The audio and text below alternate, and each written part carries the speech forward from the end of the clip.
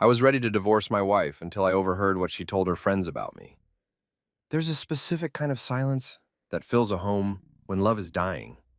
It's not the comfortable quiet of two people who've run out of things to say because they already know each other so well.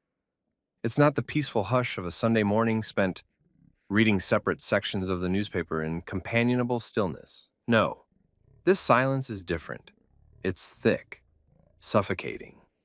The kind that presses against your chest and makes you hold your breath just to avoid disturbing it. Because disturbing it means acknowledging it. And acknowledging it means admitting that something has gone terribly, irreversibly wrong. That was the silence that lived in our house for 6 months before I finally decided to leave. My name is Marcus. I'm 42 years old, and I was married to Ela Chen for 14 years before I typed divorce attorney near me into my phone's search bar at 2 in the morning on a Tuesday in March. The cursor blinked at me in the darkness of our guest bedroom, where I'd been sleeping for 3 weeks by then. And I remember thinking that this was it. This was how it ended. Not with screaming or thrown dishes or dramatic declarations.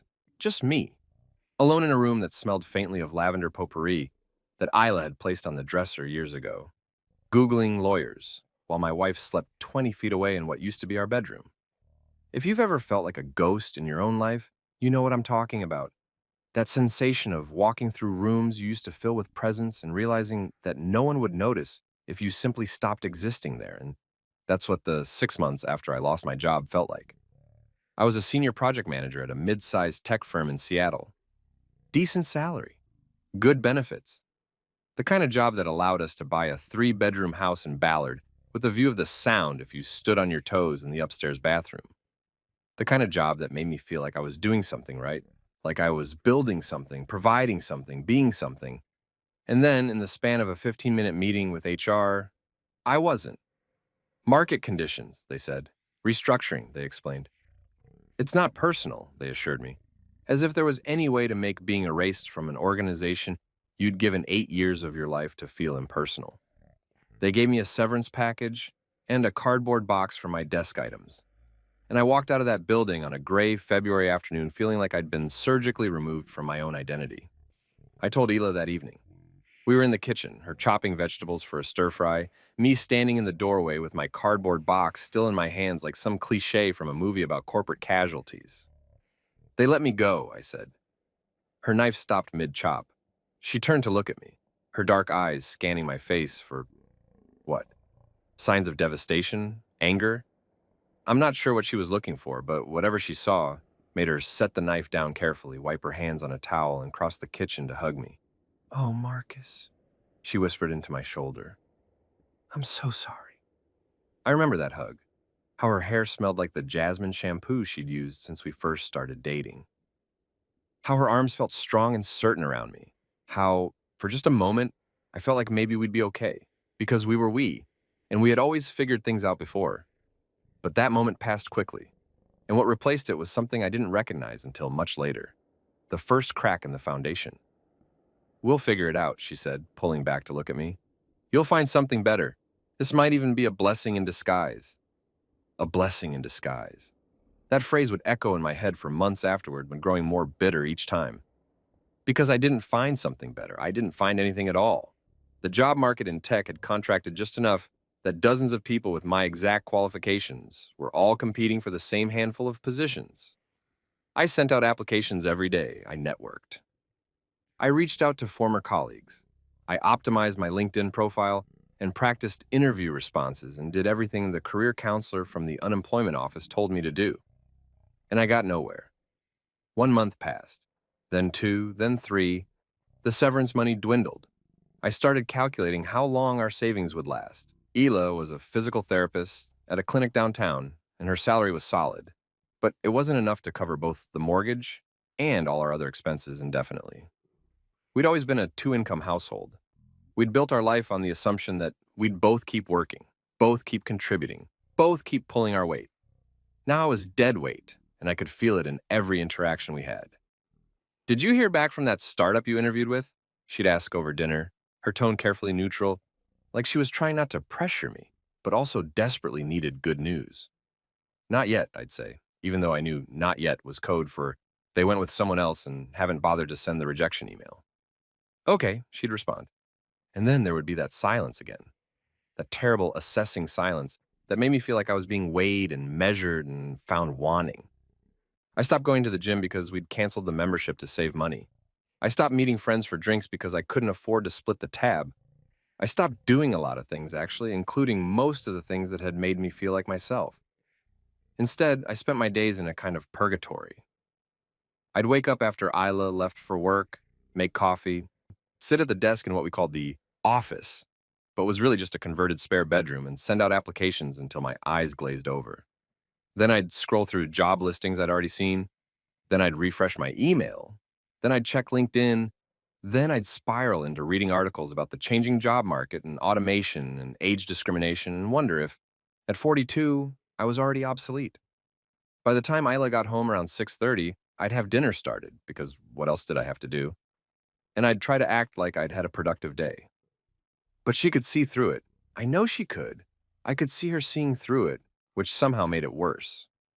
"How's your day?" she'd ask, setting her bag down by the door. "Fine," I'd lie.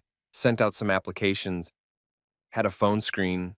"That's good," she'd say, but her voice carried this exhausted quality, like she was tired of offering encouragement that led nowhere. We stopped talking about my job search after a while. We stopped talking about a lot of things. Intimacy became a memory. Not just sex, though that disappeared too, gradually and then completely, but the small intimacies that make a marriage feel like a partnership rather than a cohabitation arrangement. We stopped touching each other in passing, stopped asking about each other's days in any meaningful way, stopped laughing at each other's jokes.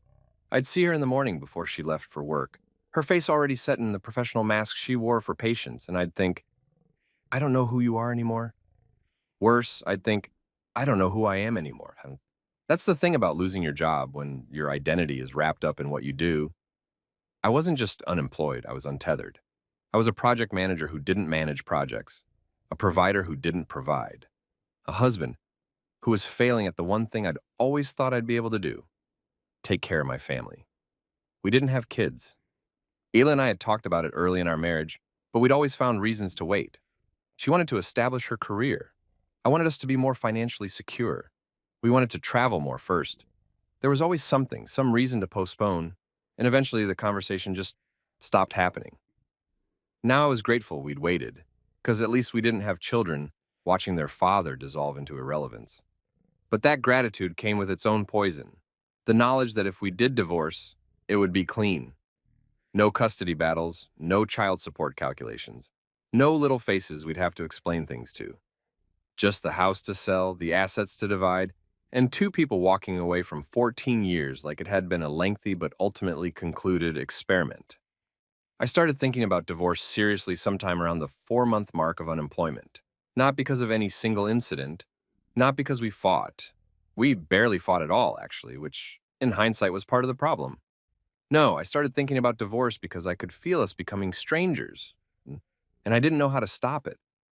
I'd watch Isla get ready for work in the morning, and she'd move through the routine with such efficiency, such complete lack of acknowledgement of my presence, that I felt like I was watching her through a window rather than standing in the same room. She'd shower, dress, dry her hair, apply minimal makeup, just enough to look polished, and gather her things, all while I sat on the edge of the guest bed pretending to look at my phone. "See you tonight," she'd say from the doorway, not quite meeting my eyes. "Yeah, see you," I'd respond, and she'd be gone, and I'd sit there wondering when exactly we'd become people who said, "See you tonight," instead of "I love you." I should have said something. I should have stopped her one morning and asked, "Are we okay? Are we still we?" But I didn't, because I was afraid of the answer. Because what if she said no? What if she confirmed what I already suspected, that she was staying out of obligation, out of some sense of loyalty to vows we'd made? 14 years ago, when we were different people who couldn't have imagined this version of us. So instead, I let the silence grow and I started noticing things. Small things at first. The way she'd take her phone into the bathroom when she showered, which she'd never done before. The way she'd tilt the screen away from me if I walked past while she was texting. The way she started working late more often, coming home at 8 or 9 instead of 6:30, smelling like the outside world. Rain and wind and a life I wasn't part of. Busy at the clinic? I'd ask, trying to keep my voice casual. Yeah, we're understaffed, she'd say, which might have been true, or might have been a lie. I didn't know anymore, and I didn't trust myself to know. I told myself I was being paranoid. That unemployment had made me suspicious and insecure, that there was no reason to think Isla was being unfaithful just because she seemed distant. But the thought once planted grew roots. I started paying closer attention, noting patterns. She'd check her phone constantly, even during dinner. She'd smile at messages I couldn't see. She'd take calls in the other room, speaking in low tones I couldn't quite make out. And maybe worst of all, she seemed happier. Not when she was with me. With me, she was still that exhausted, distant version of herself. But in general, she had this energy about her, this lightness, that I hadn't seen in months. It made me feel sick. Because if she was happier, and I was the main variable that had changed in her life, or rather, the variable that had become less employed, less confident, less present, then what did that say? What was I supposed to conclude? I didn't want to be the kind of person who spied on his wife. I really didn't.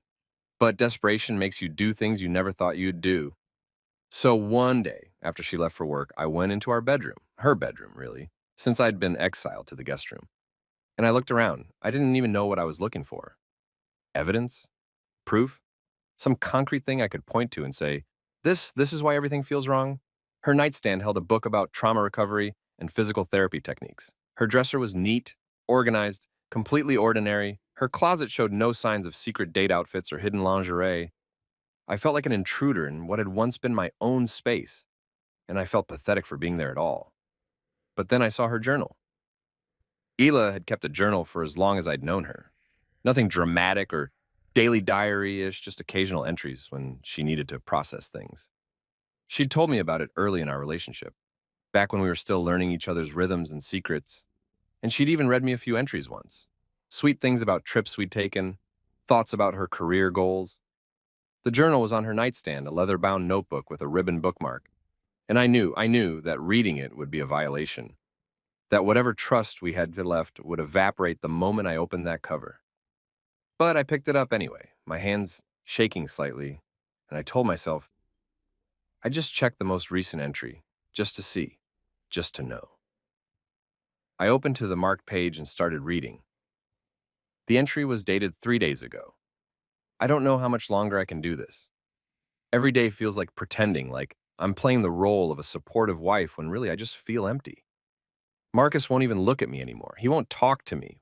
Not really talk. I mean, not just the surface level exchanges about groceries or bills. It's like he's already left, even though he's still here physically.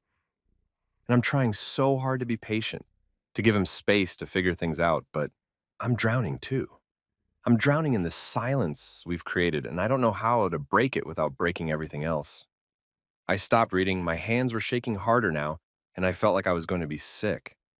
She wasn't having an affair, she was just hurting. Hurting in the same way I was hurting, maybe, but from a different angle. And I'd been so wrapped up in my own pain, my own sense of failure, that I hadn't even considered that she might be struggling too. I put the journal back exactly where I'd found it, and I left the room feeling worse than when I'd entered. Because now I had confirmation that I wasn't just imagining the distance between us. It was real. We were both drowning, both pretending, both trapped in this terrible cycle of silence and assumption, and I still didn't know how to fix it. So I did what seemed logical at the time, which in retrospect was possibly the worst decision I could have made. I decided that maybe the kindest thing, the most honest thing, would be to just end it, to stop dragging out this painful dissolution and give us both permission to start over. I found a family law attorney with good reviews and scheduled a consultation. I didn't tell Hila. I told myself I was just exploring options, but I knew I was lying to myself. I was ready to sign papers and divide assets and tell people that it just didn't work out, which is what people say when they're too tired to explain the thousand small cuts that bled a marriage dry. The consultation was on a Thursday afternoon. The attorney's office was downtown, in one of those buildings with too bright fluorescent lighting and generic landscape paintings on the walls. The attorney herself, a woman in her 50s named Patricia Kowalski, was kind but direct. How long have you been married? She asked, pen poised over a legal pad. 14 years? Children? No. Shared assets? A house, cars, savings accounts, what's left of them, the usual. She nodded, making notes. And is this an amicable separation? Are you both in agreement? I hesitated. I haven't told her yet that I'm filing. Patricia looked up at me, her expression neutral but assessing. Mr. Chen, it's Marcus. Marcus Holland. Isla kept her last name. Marcus, then. I need to be clear with you about something. Washington is a no-fault state, which means you don't need a specific reason to file for divorce, and you don't need your spouse's permission. However, if this comes as a surprise to her, it can complicate matters significantly. Have you two discussed the possibility of divorce, separation, counseling? We've barely discussed anything, I admitted. That's part of the problem. Then I'd strongly recommend at least having a conversation with her before you file. Not for legal reasons. You have every right to proceed, but for practical and emotional ones. Divorces go more smoothly when both parties have time to process and prepare. I left the consultation with a folder full of paperwork and a sick feeling in my stomach. But I also left with determination. Because Patricia was right. I needed to tell Hila. I couldn't just ambush her with divorce papers. Whatever else had gone wrong between us, I owed her honesty. I planned to tell her that Friday evening. I'd rehearsed various versions of the conversation in my head, calm, rational, explaining that we'd both be happier apart, that we'd grown into different people, that sometimes love wasn't enough. But Friday came and I couldn't do it. She came home exhausted from a long week, and I looked at her, really looked at her, maybe for the first time in months, and I saw the weight she was carrying, the tiredness in her eyes, the tension in her shoulders, and I chickened out. Saturday, I told myself. I'd do it Saturday, but Saturday was her friend Lauren's birthday, and Isla had plans to go to Lauren's house for dinner with a group of women I'd met a handful of times over the years. She seemed almost excited about it, which was such a rare thing to see from her lately that I didn't want to ruin it by dropping divorce talk into her afternoon. So I told her to have fun, and she left around 5 o'clock wearing jeans and a blue sweater I'd always liked.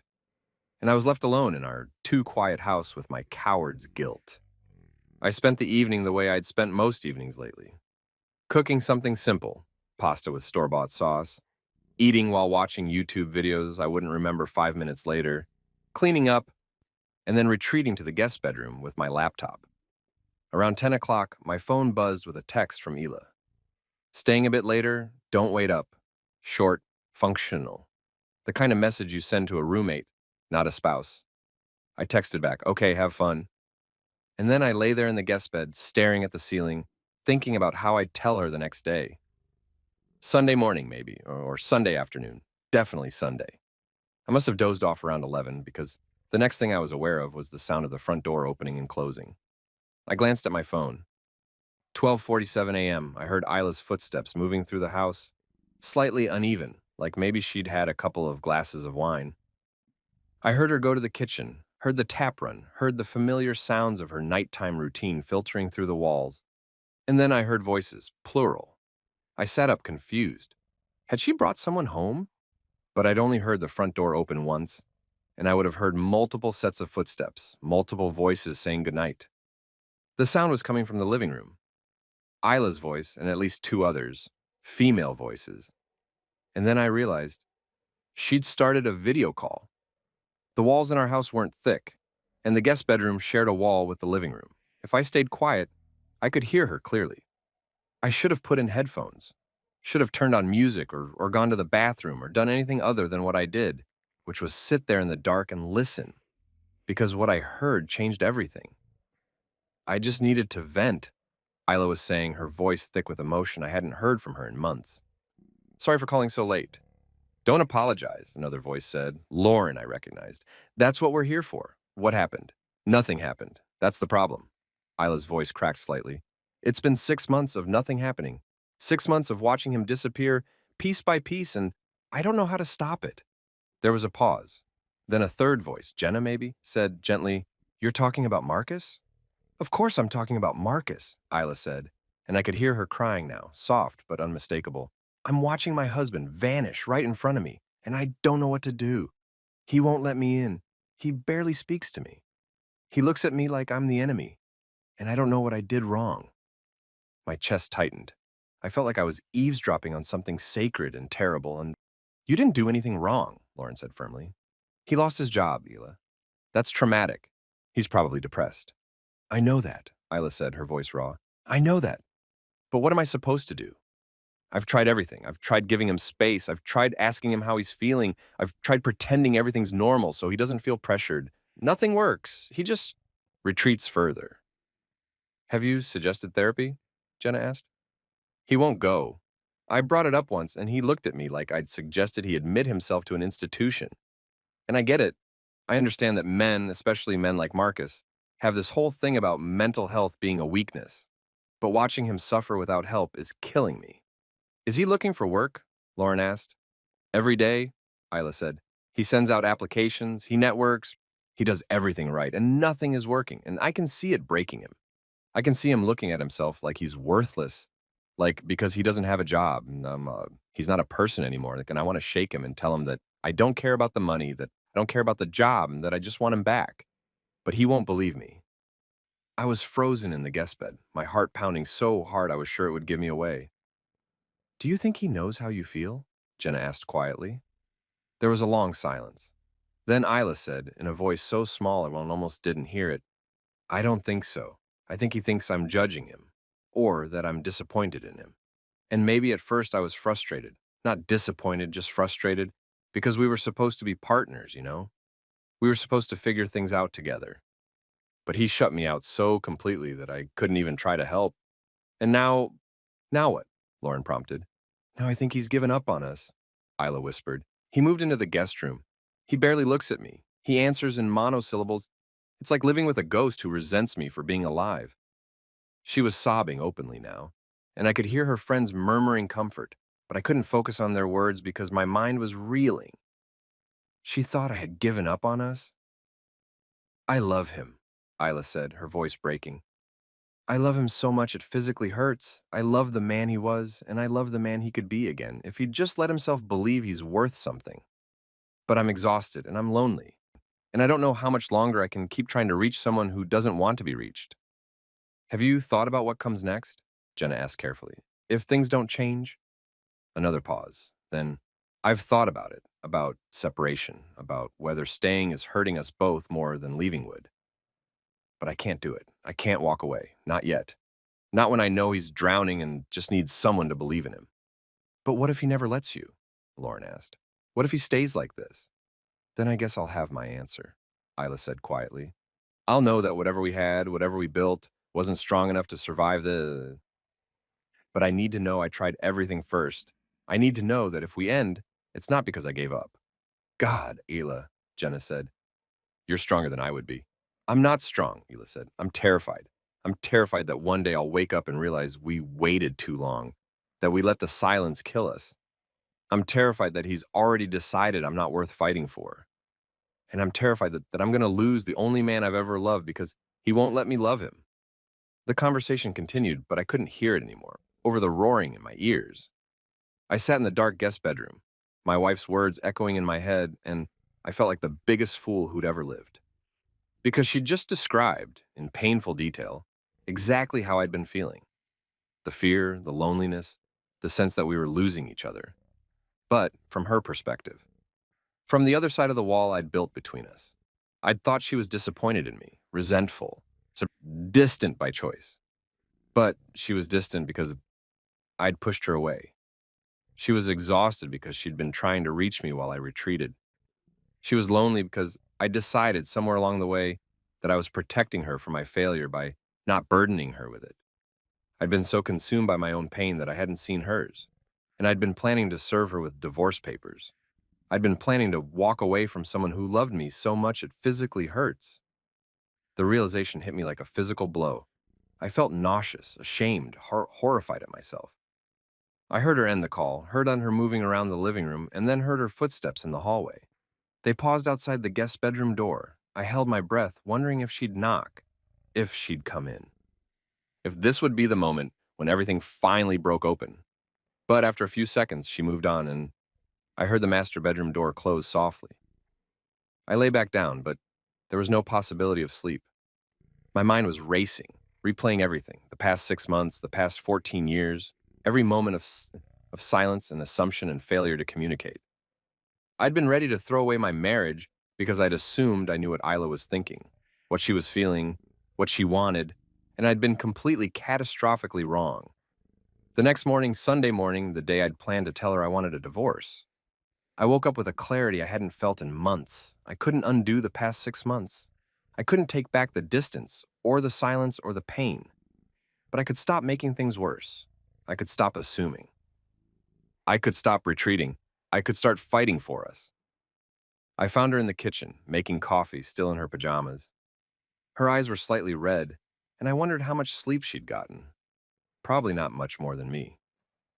"Ela," I said from the doorway. She turned, surprise flickering across her face.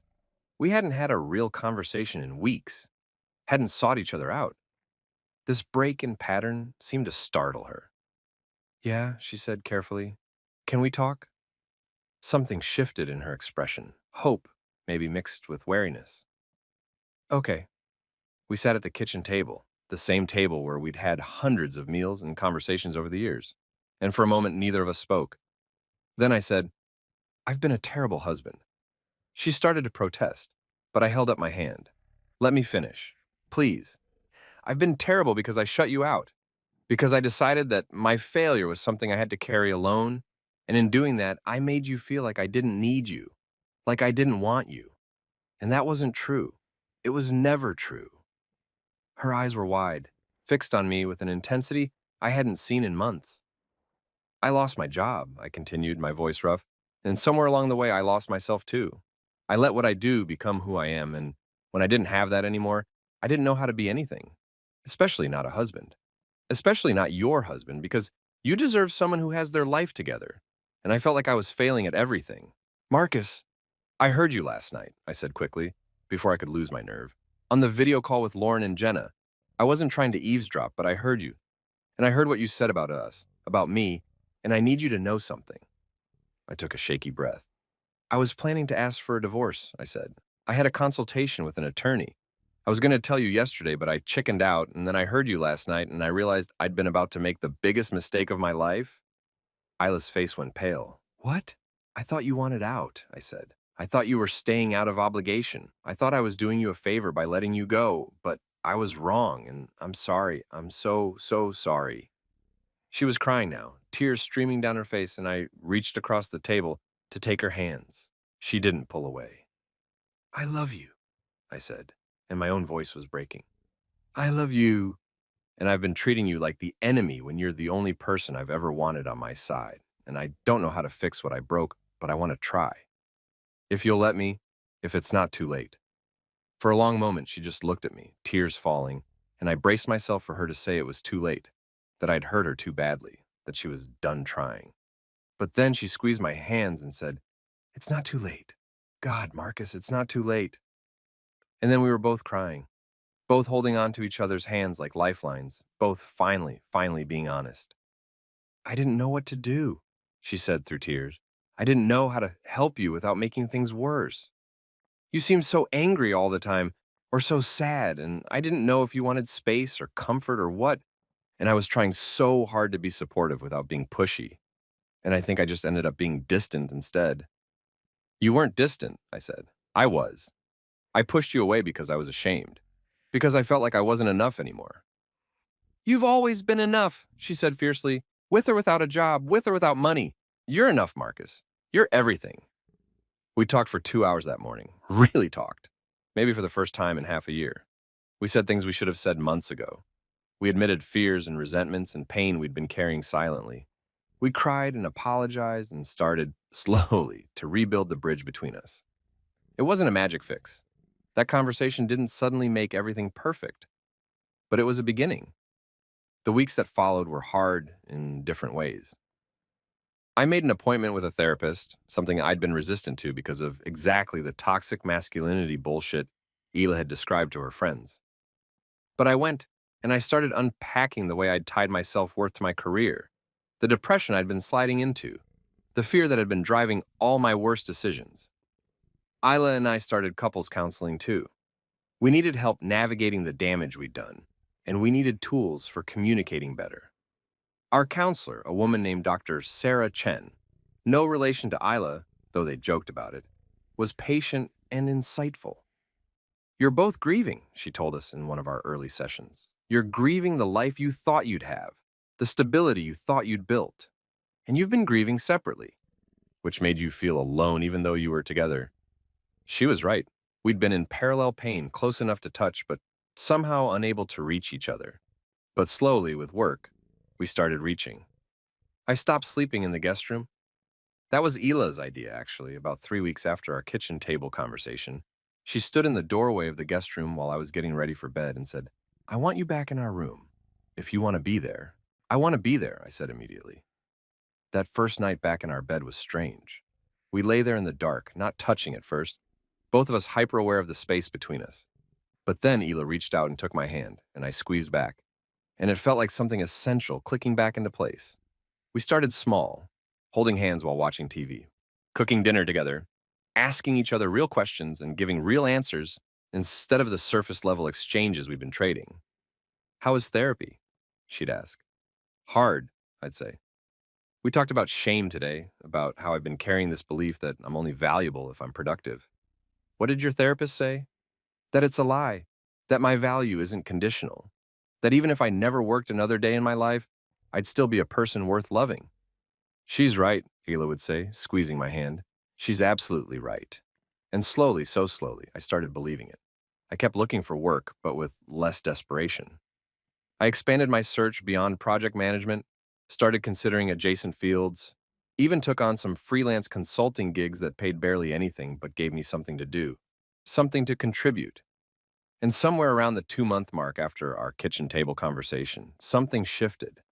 I realized I was happy. Not because my circumstances had changed, I still didn't have a full-time job. We were still living carefully on Isla's salary and my dwindling savings, but because I'd stopped measuring my worth by external metrics. Because I had my wife back. Because we were building something real again. One evening, about 3 months after I'd overheard that phone call, Ela and I were sitting on our back porch watching the sunset. She was curled up next to me on the old love seat we'd bought at a yard sale years ago, her head on my shoulder, my arm around her waist. I've been thinking, she said quietly, about how close we came to losing this. I tightened my arm around her. Me too. I'm glad you heard me that night, she said. I mean, I'm mortified that you heard me ugly crying to my friends about our marriage. But I'm glad because I don't think I could have said those things to you directly. Not then. I was too scared. I'm glad I heard too, I said, even though it was the most painful thing I've ever experienced. Because it was exactly what I needed to hear. That you still loved me. That you hadn't given up. That I wasn't the only one fighting to hold on. She lifted her head to look at me. I never gave up. I was tired and sad and lonely. But I never stopped loving you, not for a second. I know, I said. I know that now. She kissed me then, soft and sweet, and I felt something settle in my chest, something that had been twisted and wrong for months. What do you think would have happened if you hadn't heard me? She asked after a moment. If you'd gone through with the divorce? I considered it. I think we both would have been miserable. I think we would have spent the rest of our lives wondering what would have happened if we'd just talked to each other, if we'd been braver. I don't want to live like that, she said, avoiding hard conversations because they're uncomfortable. Me neither, I said. So we make a deal. No more silence. No more assuming. If something's wrong, we say it. Even if it's scary, especially if it's scary, she held out her pinky. Deal. I linked my pinky with hers, and we sat there as the sun painted the sky orange and pink, and I thought about how close I'd come to throwing this away. I got a job offer 4 months after our kitchen table conversation. It wasn't the job I'd been expecting to get. It was with a nonprofit that did technology training for underserved communities, and the pay was about 30% less than what I'd been making before. But the work was meaningful, the team was great, and the director who hired me said something during my final interview that stuck with me. We're not looking for someone who knows all the answers. We're looking for someone who's willing to figure things out alongside the communities we serve. Someone who's humble enough to learn. Humble. That was a word I'd learned a lot about in therapy. I took the job, and I loved it almost immediately. It was different from corporate project management, messier, less predictable, more human. But that was exactly what I needed. Isla was thrilled, not because of the paycheck, though the financial relief helped, but because she could see I was excited about something again. You seem like yourself, she told me one evening after I'd come home energized from a particularly good day at work. I feel like myself, I said. Better than myself, maybe like a version of me that's learned some things. What kinds of things? That my value isn't about what I produce, that asking for help isn't weakness, that marriage is about being honest even when it's hard, that the person I married is the best thing that ever happened to me. And I almost let her go because I was too proud to admit I was struggling. She smiled, the real smile that reached her eyes, the one I'd missed so much during those dark months. We almost let each other go, she corrected. We both made mistakes. But we're here now, and that's what matters. We celebrated 1 year of recommitment, our term for the anniversary of our kitchen table conversation, by going back to the restaurant where we'd had our first date 14 years earlier. It was a small Italian place in Fremont, family owned with red checkered tablecloths and candles and wine bottles. Do you remember what we talked about? Ela asked over pasta. On our first date? Vaguely. I remember being terrified you were out of my league. She laughed. You were sweet. You asked me about my work and you actually listened. Most guys I dated just wanted to talk about themselves. And now you're stuck with a guy who talks about himself too much in therapy. And Joe saw it and I'm not stuck, she said, reaching across the table to take my hand on. I'm exactly where I want to be. We'd rebuilt something stronger than what we'd had before, I realized. Not because the foundation had been weak, but because we'd learned how to repair it together. We'd learned that silence was poison, that assumptions were dangerous, that vulnerability was strength. And we'd learned that marriage isn't about never struggling. It's about choosing to struggle together. There's a specific kind of silence that fills a home when love is healing. It's not the suffocating quiet of pain unspoken. It's not the tense absence of words that need to be said. It's the comfortable silence of two people who've run out of urgent things to say because they've already said the important things. The peaceful quiet of a Sunday morning spent reading separate sections of the newspaper in companionable stillness, knowing that if either person needs to speak, the other will listen. That's the silence that lives in our house now. I'm sitting in what used to be the guest bedroom, but is now my actual office. Ela helped me set it up properly, with a real desk and good lighting and plants on the windowsill. I can hear her in the living room, talking to a patient on the phone, giving guidance about exercises and recovery timelines in that calm, professional voice she uses. And I feel grateful. Grateful that I heard her that night. Grateful that I was brave enough to change course. Grateful that she was willing to rebuild with me. I still think about those divorce papers sometimes, about how close I came to signing them, about what my life would look like now if I had empty probably, or filled with regrets I'd never quite be able to name, but I didn't sign them. I tore them up the morning after our kitchen table conversation, standing over the recycling bin, ripping them into small pieces like I could physically destroy the future they represented. Isla found me doing it. What was that? She asked. A mistake, I said, a big one that I'm not making. She kissed my cheek and squeezed my shoulder, and that was all the acknowledgement either of us needed. We tell our story sometimes when friends are struggling, when someone mentions feeling distant from their partner or lost in their own life or hopeless about their relationship. We tell them about the silence that almost killed us, about the assumptions that nearly destroyed us, about the phone call that saved us. Communication, Isla always says. That's the whole thing, not just talking, but really communicating, saying the scary things, admitting the hard things, and listening, I add. Actually listening, not just waiting for your turn to talk. Sometimes people thank us for sharing. Sometimes they look uncomfortable, like we've shown them too much. But I don't regret being honest about how close we came to the edge. Because if our story helps even one couple step back from their own edge, it's worth the vulnerability. Last month, on a rainy Tuesday evening, Isla came home from work and found me in the kitchen making dinner. Chicken stir fry, one of our standards. She wrapped her arms around me from behind and rested her cheek against my back. I love you, she said. Not in response to anything I'd said or done, not prompted by an occasion or anniversary, just because. I love you too, I said, turning in her arms to face her. More than anything, more than having a job, she teased. Way more than having a job, I said seriously. The job is great, but you're everything." She kissed me, soft and lingering, and I thought about how different this moment was from the ones we'd had a year and a half ago, when every interaction felt fraught and loaded and wrong. "What made you want to tell me that?" I asked. "The I love you, I mean." She shrugged. "I was just thinking about us, about how we almost lost each other, and I wanted to make sure you knew." "I know," I said. "I always know now." "Good," she said. "Don't forget." "I won't," I promised. "Never again."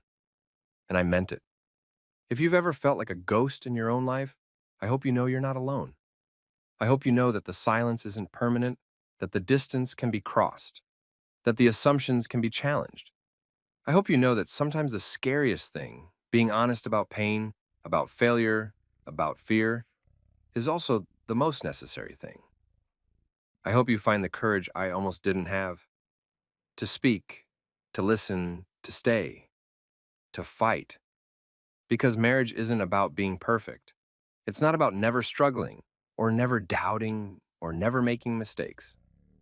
It's about choosing every day to show up, to be honest, to love someone even when, especially when, it's hard.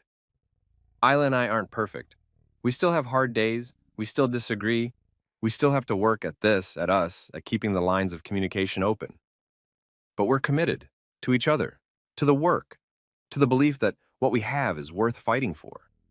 And on the hard days when I'm tempted to retreat into silence or assumption or pride, and I remember that phone call. I remember hearing Isla say she loved me so much it physically hurts. I remember how close I came to walking away from that love. And I remember that I tore up those divorce papers for a reason. Because some mistakes are too big to make. And losing Isla would have been the biggest mistake of my life. So instead, I choose to stay. I choose to speak. I choose to love her, loudly and clearly every day for the rest of my life. And she chooses the same. That's the thing about marriage, I think. It's not about the big romantic gestures or the perfect moments or the fairy tale ending. It's about the choice, the daily, deliberate, sometimes difficult choice to keep choosing each other. We choose each other every day, even on the hard days, especially on the hard days. And that makes all the difference. The rain has picked up outside, drumming against the windows in the steady rhythm that's common in Seattle autumns. I can hear Isla moving around in the kitchen now, starting dinner, even though I said I'd cook tonight. I close my laptop and head to join her. And when I enter the kitchen, she looks up and smiles. The real smile. The one that says, "I'm home." "Hey," she says, "I thought you were working." "I was, but I heard you in here, and I wanted to help." "You just want to make sure I don't burn the chicken like last time," she teases. "That too," I admit. And she laughs. We cook together, moving around each other with the ease of people who've learned each other's rhythms. We talk about our days, the frustrating parts, the funny parts, the mundane parts. We talk about weekend plans and grocery lists and whether we need to finally replace the bathroom faucet that's been leaking. Normal things, daily things, the small conversations that make up a life together. And as we sit down to eat, I realize this is what I almost lost. Not the big moments or the dramatic declarations, but this. The ordinary magic of sharing a meal with someone who knows you and loves you anyway. "What are you thinking about?" Ela asks, noticing my expression. "How lucky I am," I say honestly. "Sap," she says, but she's smiling. "Your sap," I counter. "My sap," she agrees. We eat in comfortable silence for a while, and then Isla says, "I saw Lauren today. She asked about us." "Yeah, what did you tell her?" "That we're good, really good, that the work was worth it." "And what did I say?" "It is." She reaches across the table to squeeze my hand, and I squeeze back, and I think about how this simple gesture, the reaching out, the connection, the physical reminder that we're together, is something I took for granted before. Something I'll never take for granted again. After dinner, we clean up together, and then we settle on the couch with tea and a movie neither of us has seen. Halfway through, Isla falls asleep against my shoulder, her breathing deep and even, and I carefully extract my arm to grab a blanket and drape it over her. I should probably wake her and suggest we go to bed, but I don't. I just sit there watching her sleep, feeling the weight of her head on my shoulder, and I let myself feel grateful. Grateful for second chances. Grateful for uncomfortable truths overheard at the exact right moment. Grateful for a woman who loved me even when I made it nearly impossible. Grateful for the courage we both found to try again. The movie plays on, but I'm not watching it. I'm watching my wife, and I'm thinking about all the versions of this moment that could have existed if I'd made different choices. In one version, I'm alone in an apartment somewhere, eating takeout and wondering what Isla is doing, whether she's happier without me. In another version, we're going through the motions of a dead marriage, living parallel lives in the same house, too stubborn or scared to acknowledge what we've lost. But in this version, the real version, the one we fought for, we're here, together, healing, growing, learning to love each other better every day. This is the version I choose. This is the version we choose. The movie ends and I gently wake Isla. Hey, sleepyhead, let's get you to bed. She blinks at me, disoriented. I fell asleep about an hour ago. Why didn't you wake me? You looked peaceful, I say, and I liked sitting with you. She smiles, still half asleep, and takes my hand as we head to the bedroom. We go through our nighttime routine, brushing teeth, changing into pajamas, setting alarms, with the kind of coordination that comes from years of practice. And then we're in bed, in the dark, and Isla curls up against me like she's been doing for the past year. And I wrap my arm around her and I think, this, this is everything. Marcus? She murmurs. Yeah? Thank you. For what? For staying, for fighting, for loving me enough to tear up those papers. I kiss the top of her head. Thank you for giving me a reason to. Always, she whispers. And as we drift off to sleep, I make a silent promise to the universe, to Hila, to myself. I will never take this for granted again. I will never let silence replace honesty. I will never assume I know what she's thinking instead of asking. I will never retreat when things get hard. I will show up. I will be present.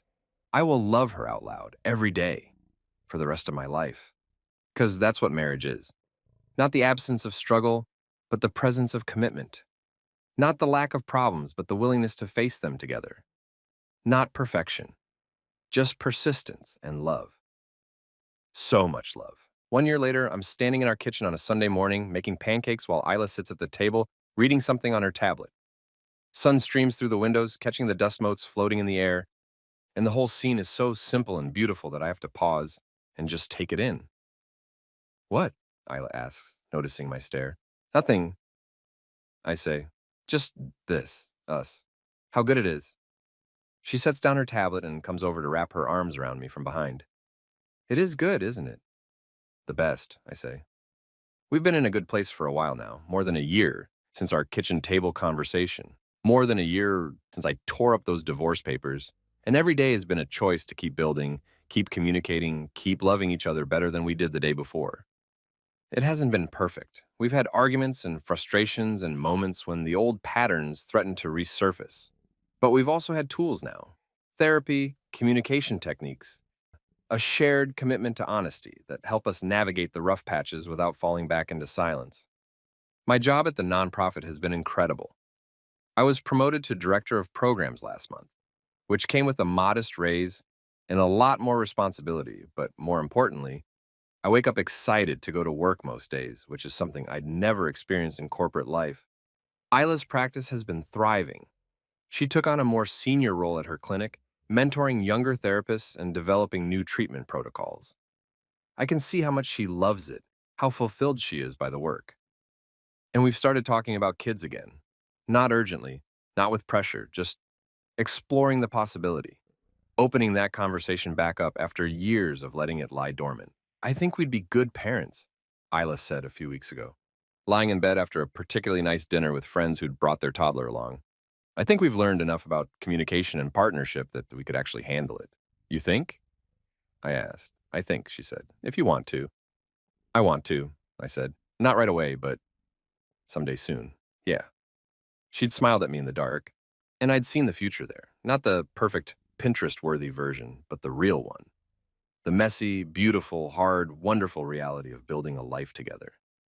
Now, as I flip pancakes and Hila moves back to the table with her coffee, I think about how I almost missed this.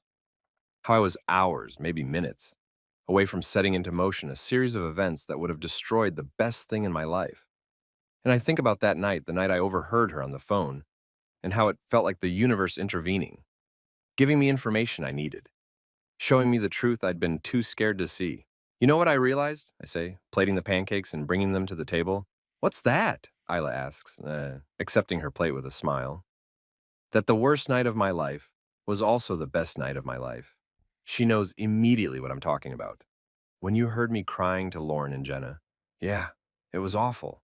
Hearing how much pain you were in, realizing how badly I'd failed you. But it was also the wake-up call I needed. The thing that made me stop and actually look at what I was about to throw away. Divine intervention, she says with a slight smile. Maybe, I say, or just dumb luck. Either way, I'm grateful. We eat in comfortable silence for a few minutes, and then Isla says, I'm grateful too, you know?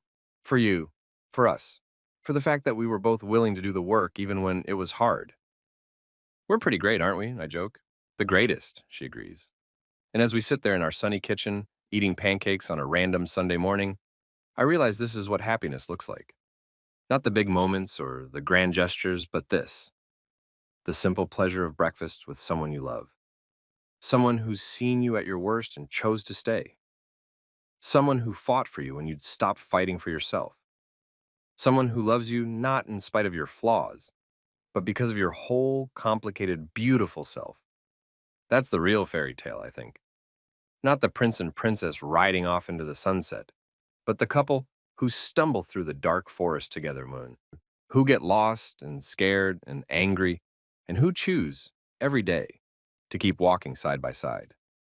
That's us. That's our story. And I wouldn't change a single page. Epilogue, 3 years later.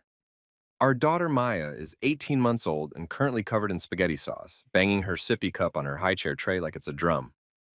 Ela is trying to wipe her face while Maya shrieks with laughter and squirms away, and I'm standing in the doorway with my phone out, recording the chaos. You're not helping, Ela calls over to me, but she's laughing too. I'm documenting, I say, for posterity, for her future therapy sessions. Our daughter is going to need therapy because of the spaghetti incident? Ela asks, finally succeeding in wiping most of the sauce off Maya's face. Among other things, I joke, and Isla throws the washcloth at me. I catch it and come over to help extract Maya from the high chair. She immediately wraps her sauce-sticky hands around my neck, and I don't even care. This is my life now, covered in various child-related substances, exhausted in ways I didn't know were possible, and happier than I've ever been. After we get Maya cleaned up and settled in the living room with her blocks, Isla and I collapse on the couch together. It's barely 7:30 p.m., and we're both already counting down to bedtime. Remember when we thought we were tired before we had a kid? Ela says. I remember thinking I understood what tired meant, I say. I was adorably naive. She laughs and leans against me. Worth it, though. So worth it, I agree, watching Maya stack blocks with intense concentration, her little tongue poking out the side of her mouth the way Isla's does when she's focused on something. We'd gotten pregnant about 6 months after we started trying. The pregnancy had been relatively smooth, and Maya's birth had been, well, intense and terrifying, and the most amazing thing I'd ever witnessed. Watching Isla bring our daughter into the world had given me a whole new level of respect for what she was capable of. And being a parent had given me a whole new understanding of what unconditional love meant. It had also tested our marriage in new ways. The sleep deprivation, the stress, the complete upheaval of our routine, it all could have driven us apart if we'd let it. But we didn't let it. We remembered the lessons we'd learned during our dark period. We communicated. We asked for help when we needed it. We made time for each other, even when time felt impossible to find. We were honest about the hard parts and celebrated the good parts and reminded each other on the really tough days that we were a team. I was thinking, Isla says now while watching Maya play, about how different things could have been. Different how? If we'd divorced. If you'd actually gone through with it, we wouldn't have this. She gestures around at our house, at our daughter, at the life we've built. We wouldn't have her. The thought sends a chill through me. I don't like to think about that alternate timeline. Me neither, she says. But sometimes I do, and it makes me so grateful that you heard me that night, that you chose to stay. We chose, I correct. Both of us. Both of us, she agrees. Maya toddles over then, holding out a block to me. Dada, she says, because that's one of her 5 current words, along with mama, no, more, and uh-oh. I take the block solemnly. Thank you, Maya. This is a beautiful block.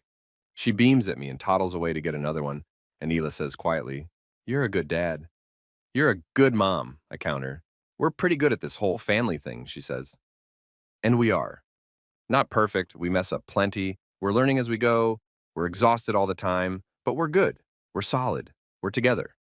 That night, after Maya is finally asleep, after 3 stories, 2 songs, and one minor meltdown about not wanting to put on pajamas, Hila and I have what we've started calling sacred couch time, 30 minutes of just sitting together before we're both too tired to function. I love our life, Hila says, her head on my shoulder. Me too, I say. Even the exhausting parts. Especially the exhausting parts, she says, because it means we're building something real. I think about that, about how we've built a life from almost ruins, how we've created a family from the ashes of a marriage that nearly ended, how we've turned pain into strength and silence into communication and fear into love. Do you ever miss how things were before, I ask? When we could sleep in and be spontaneous and weren't constantly covered in various baby fluids? Sometimes, she admits, but then I think about what we have now and there's no competition. This is better. This is everything I wanted, even if I didn't know I wanted it. Yeah, I say. Same. We sit in comfortable silence for a while, and then Hila says, You know what I think about sometimes? What? That phone call with Lauren and Jenna. How you could have just not listened, or listened and not changed your mind. How there were so many points where this could have gone differently. Sliding doors, I say, referencing the movie we watched once about parallel timelines. Exactly. In one version, we're divorced right now. Maybe remarried to other people. Maybe miserable and wondering what went wrong. And in this version, we're here, with Maya, with each other, building this beautiful, complicated life together. I like this version, I say. Me too. She says, I really, really like this version. Later, lying in bed, I think about what she said, about the different timelines, the different choices, the moment when everything could have shattered but somehow, miraculously, held together. And I think about all the people out there who are where we were, standing on the edge of giving up, convinced that their partner has stopped loving them, too proud or scared or hurt to just ask. I think about the silence that's killing marriages all over the world every day. And I hope they find their moment, their kitchen table conversation, their wake up call. I hope they choose to stay, to fight, to love loudly. Because marriage is hard, partnership is hard, life is hard, but it's so much easier when you do it together. When you choose honesty over assumption, when you choose vulnerability over pride, when you choose love again and again, even when it's difficult, especially when it's difficult. That's the secret, I think. The thing nobody tells you about marriage. It's not about finding the perfect person or having the perfect relationship or never struggling. It's about finding someone worth struggling with, someone worth fighting for, someone you choose over and over in 1,000 small ways every day. Isla stirs beside me and I pull her closer, and she murmurs something in her sleep that sounds like my name, and I think, this, this is what I almost lost. But I didn't lose it. We saved it. Together. And that makes all the difference. If you're reading this and you recognize yourself in our story, if you're living in that terrible silence, if you're considering walking away, if you've convinced yourself that your partner doesn't love you anymore, I want to tell you something. Ask, just ask. Have the scary conversation. Say the hard things. Be vulnerable enough to admit you're hurting. Because you might be surprised by what you hear. You might find out that the person you thought had given up is actually just waiting for permission to try again. You might discover that the distance you've been feeling is mutual, and that you're both desperate to close it, but neither of you knows how. You might save something you didn't realize could still be saved. Or you might find out that it really is over, that you've grown into different people who want different things, and that's painful, but at least it's honest. But either way, you'll know. You'll have tried. You won't spend the rest of your life wondering what would have happened if you'd just been brave enough to speak. Isla and I got lucky. We got a second chance, courtesy of a conversation I was never meant to hear. But you don't need to rely on luck or eavesdropping. You can create your own second chance. You can tear up your own metaphorical divorce papers. You can choose to stay, to fight, to love. All you have to do is speak and listen and believe that what you have, what you built together, is worth fighting for. Because it probably is. It probably really, really is. Final reflection. It's Sunday morning again, years removed from that other Sunday morning when I almost told Ela I wanted a divorce. The sun is streaming through the same kitchen windows, but everything else is different, better. Maya's at the table with us now, eating pancakes with slightly better coordination than when she was 18 months old, though she's still managing to get syrup in her hair. Isla is telling her a story about a brave little girl who goes on an adventure, and Maya is listening with wide eyes, occasionally interjecting with, "And then what?" I'm watching them, my wife and my daughter, and I'm thinking about choices. About the choice I almost made to walk away, about the choice Isla made to keep loving me, even when I made it nearly impossible. About the choice we both made to do the hard work of rebuilding. About all the small choices we've made every day since then to keep choosing each other. And I'm thinking about how marriage is really just that, an infinite series of choices. To stay or to go, to speak or to stay silent, to assume or to ask, to give up or to try again, to love or to let fear win. Every day, we make these choices, sometimes consciously, sometimes without even realizing it. And the accumulation of those choices, thousands and thousands of them over years, becomes your life, becomes your love story, becomes your family. I chose well in the end. We both did. But it was so, so close. "Daddy, more syrup," Maya demands, holding out her plate. "Say please," Isla prompts. "Please," Maya says, beaming.